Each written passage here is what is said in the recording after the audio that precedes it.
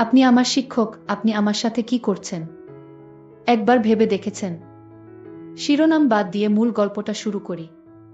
আমার বাবা আমাকে পড়ানোর জন্য একজন লজিং মাস্টার রাখলেন। সেই লজিং মাস্টারের নাম সুবোধ। আমি ক্লাস 9-এ। আর আমার ভাই 7-এ পড়ে। আমরা মাস্টারকে দাদা বলে সম্বোধন করতাম। মাস্টারদা আমাকে ঝর্ণা আর আমার ভাইকে রাব্বি বলে ডাক।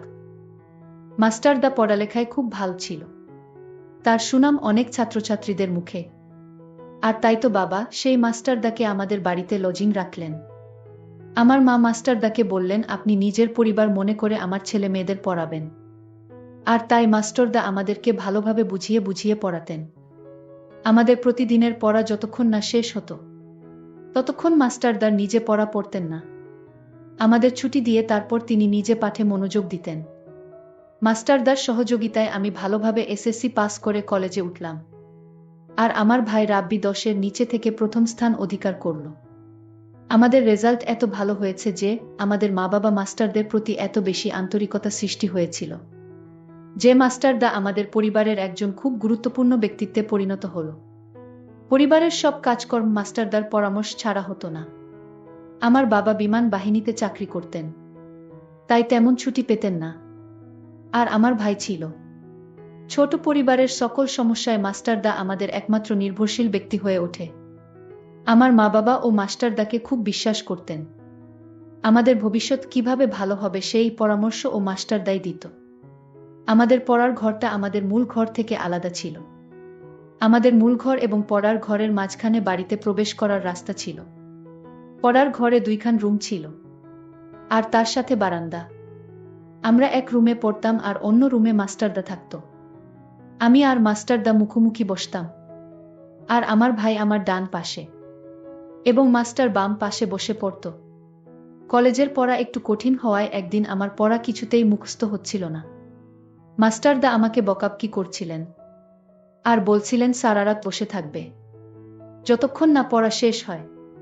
আমার ভাইয়ের পড়া যখন শেষ কিন্তু আমার জন্য তাকে বসিয়ে রেখেছে, তখন আমার বাবা বাড়িতে ছিল। মাস্টারদার বকাবকি দেখে আমার ভাইকে বল, রাব্বি তুমি চলে এসো, তোমার দিদির লেখাপড়া এখনো শেষ হয়নি, তাই তোমার দিদি পড়ুক। বাবার কথা শুনে ভাইরা মাস্টারদাকে বলল, তাহলে আমি আজকে যাই মাস্টারদা। মাস্টারদা তাকে ছুটি দিল। আমাকে আরো 3 ঘন্টা ধরে রেখে সম্পূর্ণ পড়া আদায় করে ছুটি দিল। আসলে মাস্টারদার অন্য উদ্দেশ্য আছে মনে হয়। যদি অন্য উদ্দেশ্য না থাকতো তাহলে মাস্টারদা আমায় এত ভালো করে পড়ায় কেন?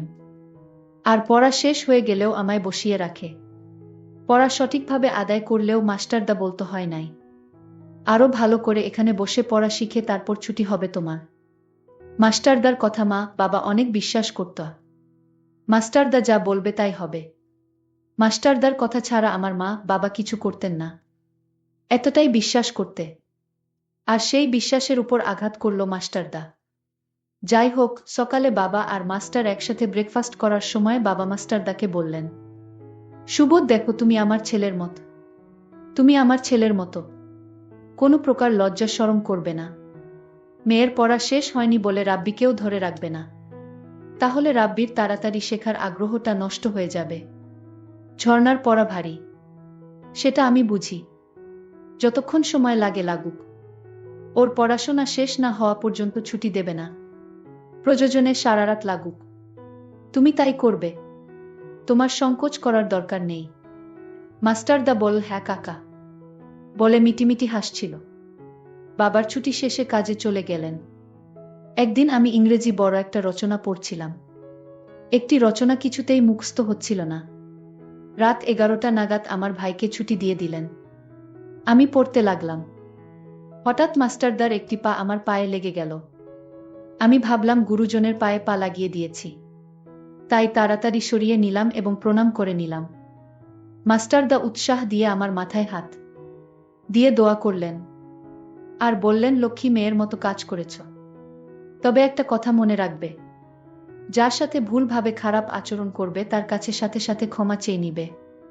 তাহলে দেখবে তুমি একদিন অনেক বড় হবে, তোমায় কেউ পিছনে ফেলতে পারবে না। আমি বললাম, হ্যাঁ দাদা ঠিক আছে। আমি মাস্টারদাকে দেখলাম আমার প্রতি এক অন্যরকম দৃষ্টিতে তাকিয়ে আছে।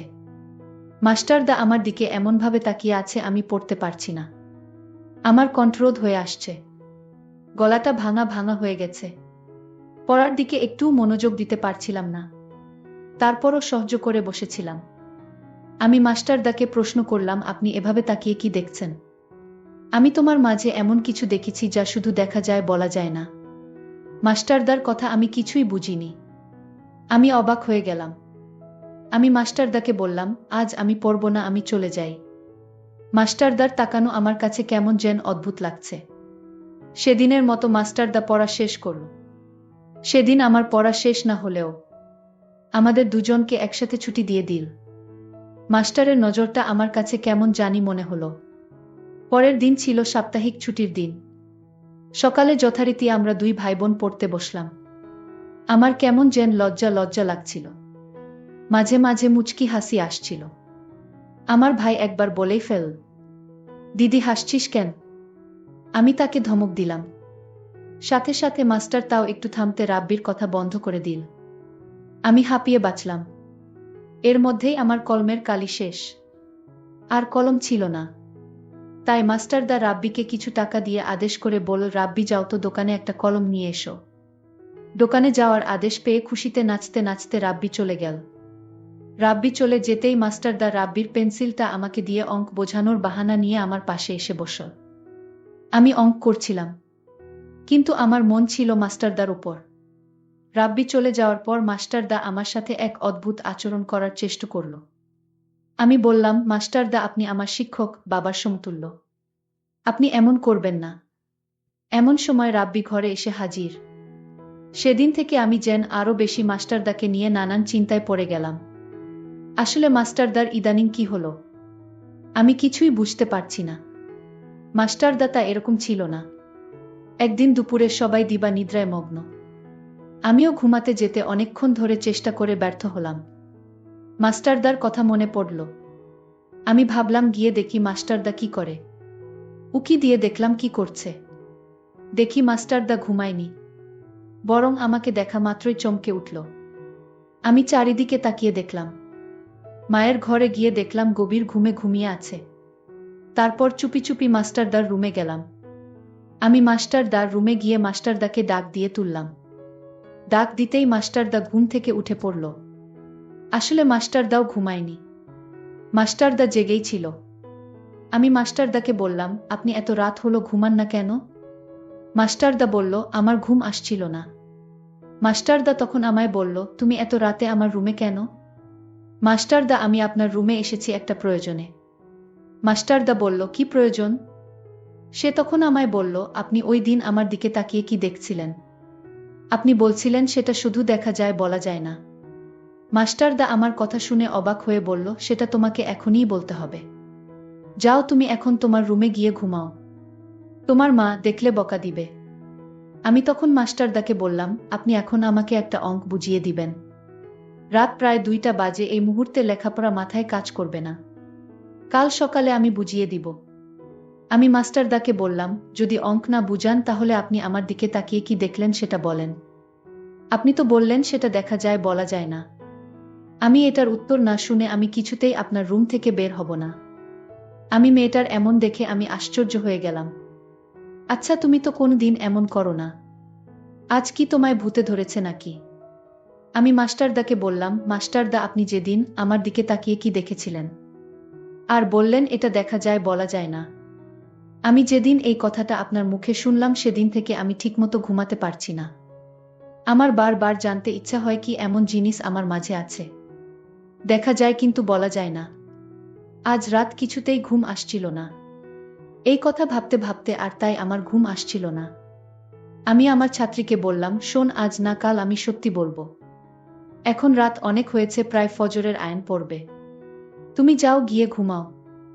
ঝর্ণা তার রুমে গিয়ে ঘুমিয়ে গেল। পরদিন আমার বাবা আসলেন, এসে মাস্টারদাকে ডাক দিলেন। আর বললেন, কেমন পড়াচ্ছেন আমার ছেলে মেয়েদেরকে? এবার কি তারা ভালো রেজাল্ট করতে পারবে? মাস্টার বলল, হুম কাকা, আপনি কোনো চিন্তা কইরেন না। ওরা এবার ভালো রেজাল্ট করবে, আপনি নিশ্চিত থাকুন। মাস্টারদার কথা শুনে বাবা কিছুটা আস্থা পেলেন। বাবা বাড়িতে 2 দিন ছুটি কাটিয়ে চলে গেলেন। পরের দিন আমরা মাস্টারদার কাছে পড়তে বসলাম। মাস্টারদা বললেন, আজ পড়া শেষ না করে কারো ছুটি হবে না। আমি আজ পড়া শিখে আসিনি। মাস্টারদা আমার ছোট ভাইয়ের পড়া আদায় করে নিয়ে বললেন, তুমি চলে যাও, তোমার ছুটি। রাব্বি তখন ছুটি পেয়ে চলে গেল। ঝর্ণা বলল, আমি তো স্যার আজ পড়া শিখিনি। আমি বললাম, কেন শিখনি? তোমার বাবাকে আমি কথা দিয়েছি তুমি এবং তোমার ভাই পরীক্ষায় ভালো রেজাল্ট করবে। আমার ছাত্রী ঝর্ণা বলল, মাস্টারদা আপনি আমার পড়ালেখার মনোযোগ নষ্ট করেছেন। আপনার জন্যই আমি পড়া শিখে আসতে পারিনি। আমি ঝর্ণার কথা শুনে বললাম, কেন, আমি আবার কি করেছি? ঝর্ণা আমার কথার উত্তর দিয়ে বলল, মাস্টার, সেই কথার উত্তরটা পেলাম না। মাস্টারদা বলল, ও তাই, সেটার জন্য তুমি পড়া মুখস্থ করতে পারোনি। ঠিক আছে, আজ রাতে তুমি আমার রুমে এসো, আমি বলবো, তোমার উত্তর পেয়ে যাবে। মাস্টারদাকে আমি বললাম, আপনি এখন বলেন, আমি রাতে আসতে পারবো না। মাস্টারদা বলল, এই কথা আমি এখন বলতে পারবো না, আজ রাতে বলবো। যাও, এখন তোমার ছুটি। মাস্টার এমন কথা শুনে আমার অনেক রাগ হলো। কি এমন কথা দিনে বলা যাবে না, রাতে বলতে হবে?